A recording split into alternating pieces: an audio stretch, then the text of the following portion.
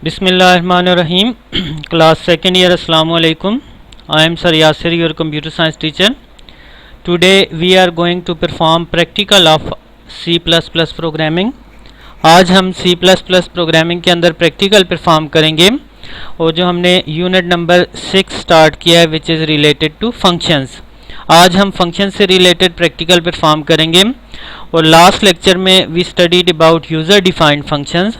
अब user defined function क्या होते हैं? Those functions which are defined by user according to his own needs are called user defined functions.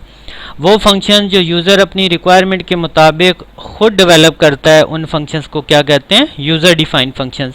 तो आज हम यूज़र डिफाइंड फंक्शन के बारे में प्रैक्टिकल परफॉर्म करेंगे कि किस तरह से हम अपने प्रोग्राम में यूज़र डिफाइंड फंक्शन को यूज़ करते हैं. तो जिस तरह से हमने यूज़र डिफाइंड फंक्शन के बारे में पढ़ा है, there are 3 components of user defined function. के यूज़र डिफाइंड फंक्शन के हमारे पास कितने कंपोनेंट्स होते हैं? 3 कंपोनेंट्स होते हैं. अब these components are function prototype और function declaration, function call and function definition. यानी जब हम यूज़र डिफाइंड फंक्शन अपने प्रोग्राम में यूज़ करते हैं तो उसके 3 कंपोनेंट्स हम अपने प्रोग्राम में यूज़ करते हैं. पहली चीज़ है फंक्शन प्रोटोटाइप.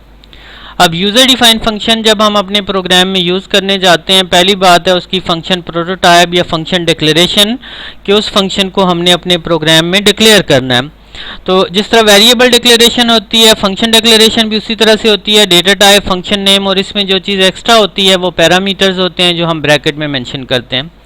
फिर मेन फंक्शन की बॉडी के अंदर हम यूज़र डिफाइंड फंक्शन को कॉल करते हैं कि ये फंक्शन हमें क्या फंक्शनैलिटी परफॉर्म करके देगा.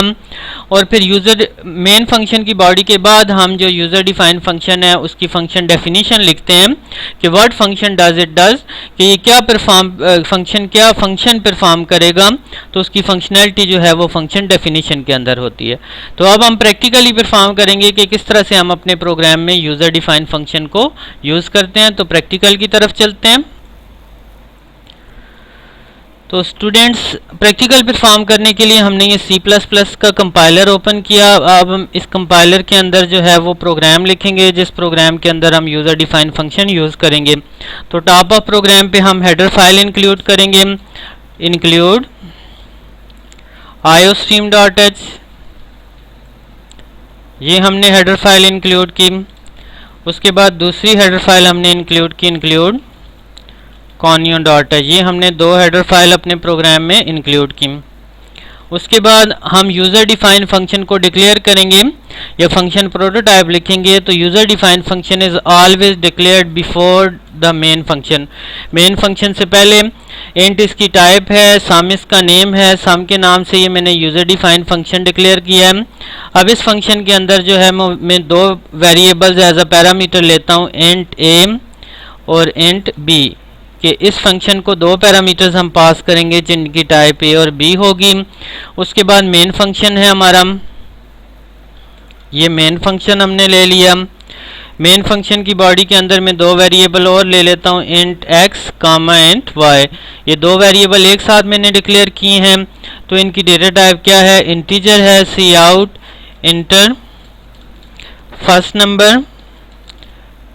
फर्स्ट नंबर को हम मैं इनपुट करवाता हूँ और उसके लिए कोड्स को क्लोज करेंगे और जो है वो cin, और इस नंबर को मैं किधर स्टोर कर रहा हूँ? x में.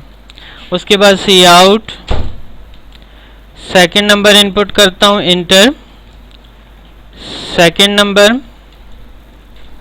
नंबर भी साथ मेंशन कर लें और इसे किधर पे मैंने स्टोर कर दिया? y में स्टोर कर दिया. cn y में फर्स्ट नंबर x में स्टोर हो जाएगा, सेकंड नंबर y में. अब यहाँ पे मैं फंक्शन कॉल यूज़ कर रहा हूँ. फंक्शन कॉल में नेम ऑफ फंक्शन जो सम है और जो वैल्यूज़ पास करनी है x और y की वो पैरामीटर इसे पास करेंगे. तो यहाँ पे सम का फंक्शन कॉल हो रहा है, x और y की वैल्यू सम के फंक्शन को पास हो जाएंगी और गेट ch, और यहाँ पे आपका मेन फंक्शन क्या हो जाएगा? एंड हो जाएगा. अब मेन फंक्शन की बॉडी के बाद मैं यूज़र डिफाइंड फंक्शन को डिफाइन करूँगा. अब यूज़र डिफाइंड फंक्शन की जो डेफिनेशन है उसमें पहली चीज़ फंक्शन हेडर होती है. फंक्शन हेडर के अंदर इंट a और इंट b 2 जो है वो पैरामीटर मैंने इसको पास किए. यहाँ भी ऊपर भी कॉमा से हम इन्हें सेपरेट करेंगे, सेमीकोलन नहीं आएगा। और यहाँ पे सेकंड नंबर भी साथ मेंशन कर लें आप, सेकंड नंबर फर्स्ट नंबर हो गया। अब ए और बी दो पैरामीटर्स लिए। अब यूज़र डिफाइंड फंक्शन को मैं यूज़ कर रहा हूँ, यहाँ पे मैंने z के नाम से एक और वेरिएबल लिया और साथ ही इनिशलाइज कर लिया, सॉरी c के नाम से एक वेरिएबल लिया और c is equal to a plus B. A और b का सम जो है वो c में स्टोर कर दिया। अब c को आउटपुट कर लिया, c out sum is equal to और कोर्स क्लोज और इसके आगे किसकी वैल्यू को आउटपुट कर लिया, c। अब क्योंकि यूज़र डिफाइंड फंक्शन की बॉडी में ही मैंने आउटपुट ले लिया तो ये फंक्शन रिटर्न क्या करेगा, रिटर्न 0। ये फंक्शन 0 रिटर्न करेगा और यहाँ पे यूज़र डिफाइंड फंक्शन की बॉडी क्या हो जाएगी, एंड हो जाएगी। तो ये स्टूडेंट्स हमारे पास प्रोग्राम था जिसमें हमने एक यूज़र डिफाइंड फंक्शन सम के नाम से प्रोटोटाइप डिक्लेरेशन की उसकी। ये फंक्शन प्रोटोटाइप डिक्लेरेशन आ गई। उसके बाद इंट एक्स वाई दो वेरिएबल लिए। पहली वैल्यू जो है वो हमने सी आउट मैसेज डिस्प्ले किया, इंटर फर्स्ट नंबर वो एक्स में स्टोर, इंटर सेकंड नंबर वो वाई में स्टोर। सम का फंक्शन कॉल किया, ये चीज़ फंक्शन कॉल कहलाती है। और फिर सम का फंक्शन डिफाइन किया जिसमें c is equal to a plus b, दोनों को प्लस करके c में स्टोर करेगा और सम में जो है वो c की वैल्यू को क्या कर देगा, डिस्प्ले कर देगा।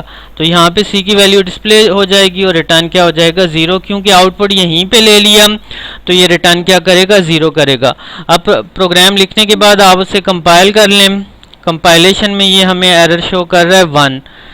अब 1 क्या है कि ये जो हमने अनडिफाइंड सिंबल c है, ये जो c है इसे हमने डिफाइन करना था स्मॉल लेटर्स में, कैपिटल हो गया ये स्मॉल में हमने कर दिया। फिर कंपाइल कर दें इसे। अब जो हमारे पास एरर्स हैं वो क्या आ गए हैं, 0। जब आपके एरर 0 हो जाएंगे मीन्स आपका प्रोग्राम रन हो सकता है। हम उसे रन करेंगे। अब हमसे वो मांग रहा है inter first number, for example मैंने 10 दिया, इंटर सेकंड नंबर 20 इनपुट किया तो सम इज 30। तो ये यूज़र डिफाइंड फंक्शन की मदद से हमें दो नंबर्स का क्या करके दे रहा है, सम करके दे रहा है। ये टॉप ऑफ प्रोग्राम पे जो चीज़ है ये फंक्शन प्रोटोटाइप कहलाती है। फंक्शन, ये कमेंट्स आप ऐड कर सकते हैं जगह जगह, फंक्शन प्रोटोटाइप। और यहाँ पे ये जो चीज़ है ये हमारे पास फंक्शन कॉल है, जहाँ पे हम यूज़र डिफाइंड फंक्शन को क्या कर रहे हैं, कॉल कर रहे हैं। ये दूसरा हिस्सा आ गया यूज़र डिफाइंड फंक्शन का और ये तीसरा हिस्सा आ गया फंक्शन डेफिनेशन। तो यहाँ पे हमने फंक्शन को डिफाइन कर लिया। तो इस तरह से हम अपने प्रोग्राम में यूज़र डिफाइंड फंक्शन को यूज़ कर सकते हैं जहाँ पे हमें रिक्वायर्ड हो। Thank you.